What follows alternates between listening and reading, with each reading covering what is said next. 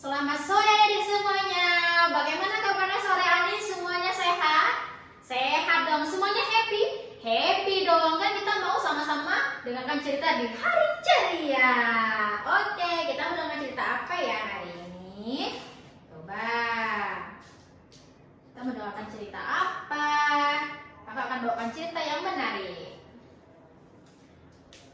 Kak Ica. Ada apa Kak Pangi? Aku boleh cerita tidak? Boleh. Oke, cerita dulu. Semoga cerita.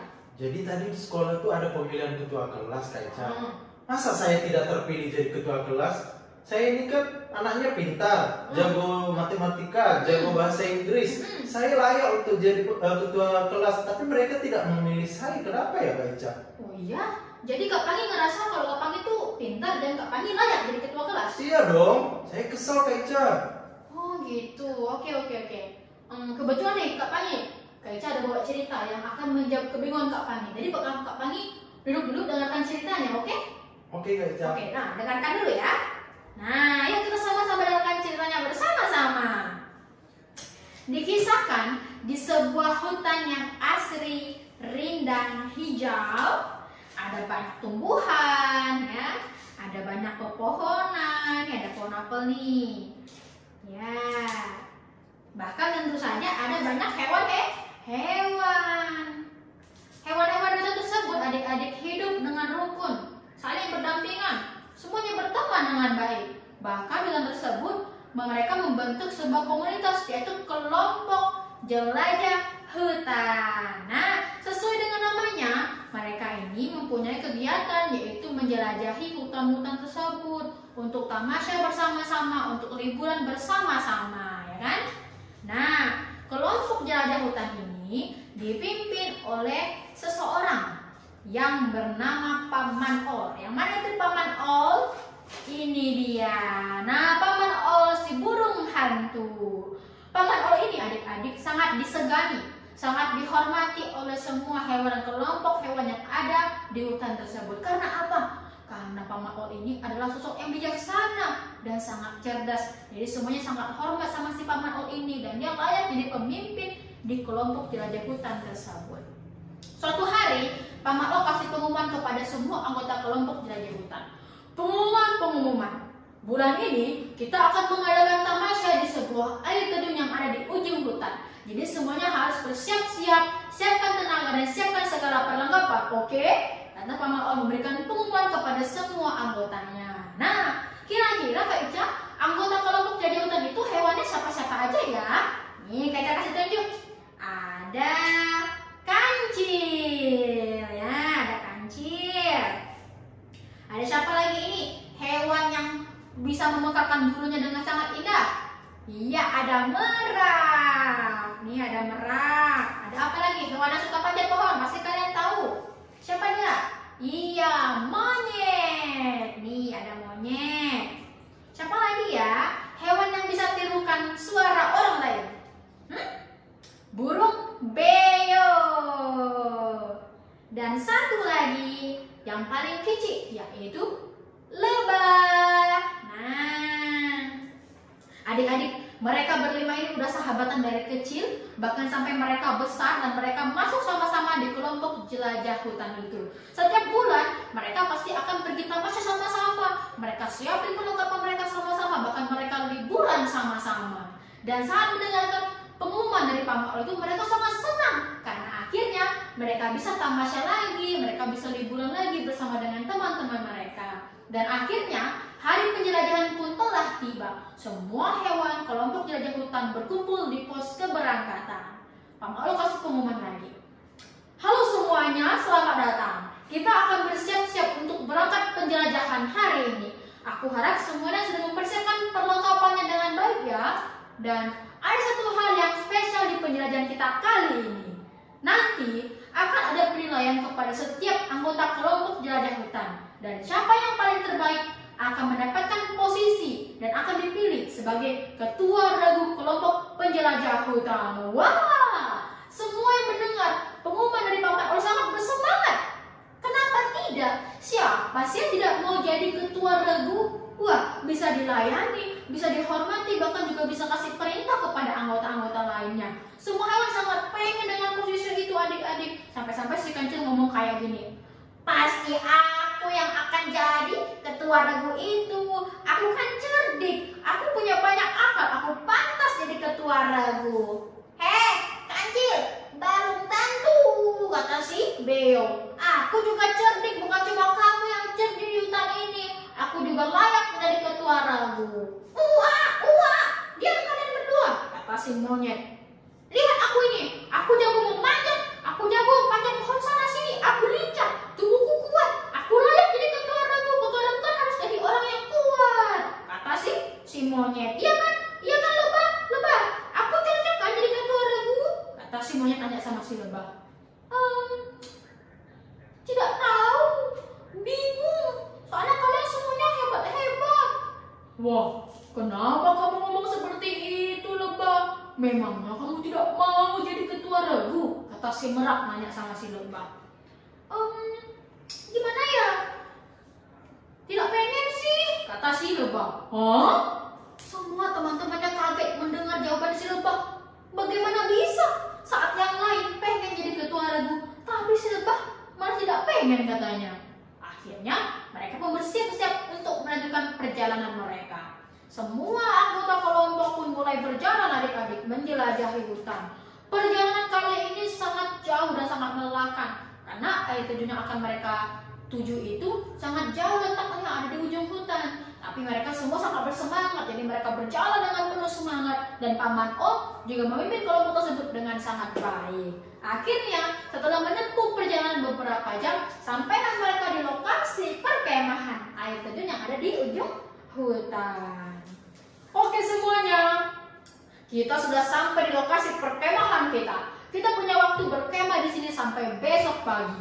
Jadi silakan kalian nikmati tamasya kalian kali ini. Kalian bisa melakukan apa saja. Dan jangan lupa besok akan ada pengumuman untuk pemilihan ketua regu. Siap Paman Ol, kata semua anggota kelompok. Akhirnya semua anggota kelompok tersebut menikmati tamasya mereka kali ini adik-adik. Banyak hal yang mereka lakukan di sana. Ada yang mandi di air terjun, ada yang memasak, ada yang tidur-tiduran di bawah pohon, ada yang main ayunan, ada yang buat api unggun, dan masih banyak lagi. Bahkan ada juga yang sibuk cari perhatian si Paman Ol. Contohnya siapa? Contohnya si Kancil. Si Kancil datang menemui Paman Ol. Halo Paman Ol. Oh, hai Kancil. Ada apa Kancil? Paman Ol, aku punya teka-teki untuk Paman Ol. Paman Ol tebak ya teka-tekiku. Oh, oke. Paman Ol akan jawab. Coba, apa teka-tekinya? Paman Ol jawab ya. Coba tebak, hewan apa yang kakinya banyak tapi jalannya lambat? Ayo, Paman Ol tebak. Hewan apa ya? Citah. Salah. Kuda. Salah juga. Apa ya Kancil? Nyerah deh. Jawabannya ulat kaki 1000. Paman Ol tidak bisa tebak. Hebat kan aku Paman Ol. Wah, iya ya benar juga ya Kancil, ulat kaki 1000. Wah, kamu sangat pandai, kamu sangat cerdik. Tentu saja Paman Ol, aku cerdik. Dan Paman Ol setuju kan? Ketua regu itu layak dipimpin oleh orang yang cerdik seperti aku Paman Ol. Iya tidak? Iya Kancil. Kamu benar. Kalau gitu Paman Ol mau ketemu sama monyet dulu ya. Sepertinya monyet lagi sibuk-sibuk manjat pohon di sana. Oke Paman Ol. Akhirnya Paman Ol pun pergi menghampiri si monyet. Si monyet ini sibuk dari tadi panjat pohon sana sini. Hiya. Lompat sana, lompat sini. Hiya. Hai monyet, sedang apa kamu? Kamu sepertinya jago sekali ya lompat-lompat di pohon. Paman Ol, iya Paman Ol. Paman Ol lihat sendiri kan?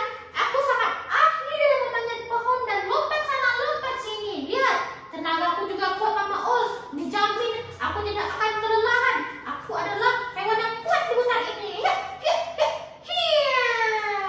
Paman Ol setuju tidak?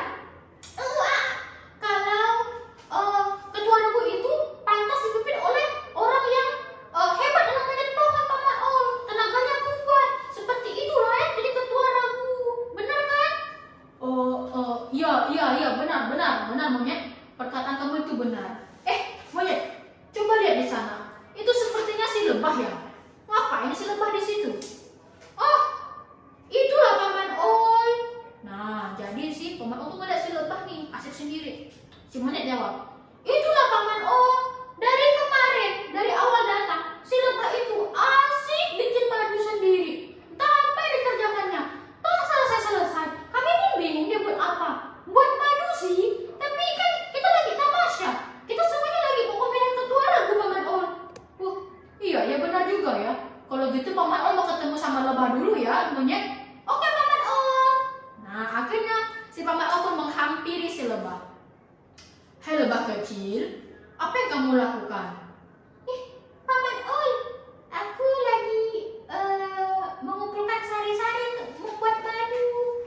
Iya, Paman Ol tahu itu untuk buat madu. Tapi kenapa? Coba lihat, di saat yang lain lagi asik-asik tamasya, liburan dengan kegiatan mereka. Bahkan banyak yang tunjukin kemampuan mereka untuk jadi ketua regu. Kamu malah sibuk di sini bikin madu.